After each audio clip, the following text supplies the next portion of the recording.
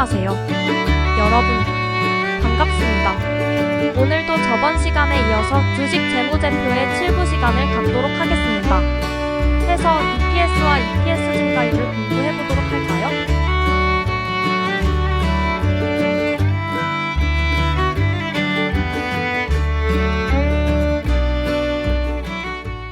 그럼 EPS를 먼저 알아보겠습니다. EPS란 어닝 퍼셰어의 약자로 말 그대로 1주당 순이익이 얼마가 되는가를 알아볼 수 있는 지표이며 주당 순이익을 뜻합니다. EPS의 계산법은 당기순이익을 총 발행 주식수로 나누면 됩니다. 이렇게 하면 회사가 1년 동안 벌여들인 총 순이익을 총 주식수로 나누어서 1주당 순이익을 계산하면 얼마인가를 알 수 있어요. EPS는 분자인 당기순이익의 규모가 늘면 높아지게 되고 전환사채의 주식 전환이나 증자 등의 사유로 분모인 주식 발행수가 많아지면 낮아집니다. 따라서 EPS가 높다는 것은 그만큼 회사의 경영 실적이 양호하고 배당 이력도 많다는 뜻으로 볼 수 있기 때문에 주가에 긍정적인 영향을 미칩니다. 하지만 반대로 분할이나 증자를 진행하지 않았음에도 불구하고 시간이 지나갈수록 EPS가 낮아진다면 매수에서 제외하는 것이 좋습니다.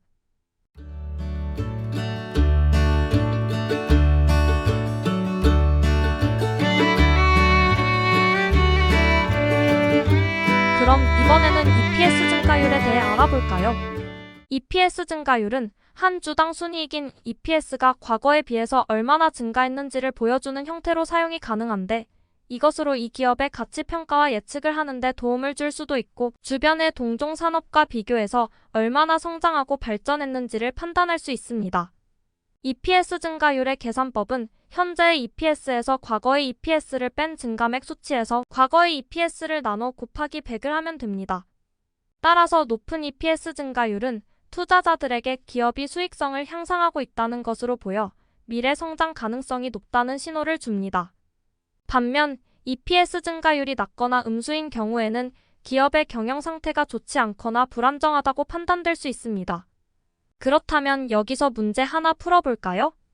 A기업의 당기순이익이 1,000만 원이고 주식 총수가 1,000주일 때 EPS는 1,000원입니다. 이전 기간의 EPS가 800원이었다면 EPS 증가율은 얼마일까요? 맞습니다. 답은 25%가 되겠죠. 하하.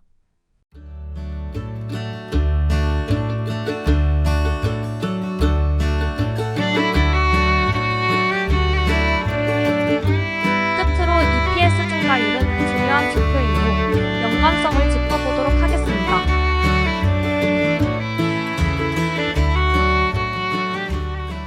첫 번째, EPS와 EPS 증가율의 차이점. EPS는 기업의 순이익을 발행된 주식수로 나눈 값으로 기업이 주주 1주당 벌여들이는 이익을 나타냅니다.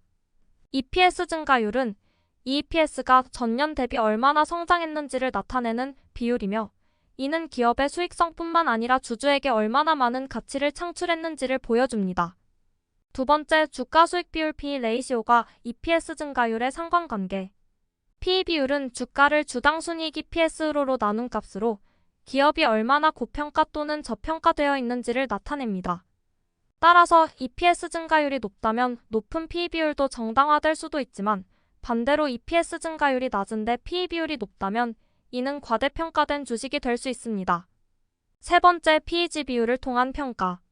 PEG 비율은 P/E 비율을 EPS 증가율로 나눈 값으로 기업의 성장성을 고려한 주가의 적정성을 평가하는 데 사용됩니다. PEG 비율이 1이하라면 기업이 저평가되었을 가능성이 있습니다.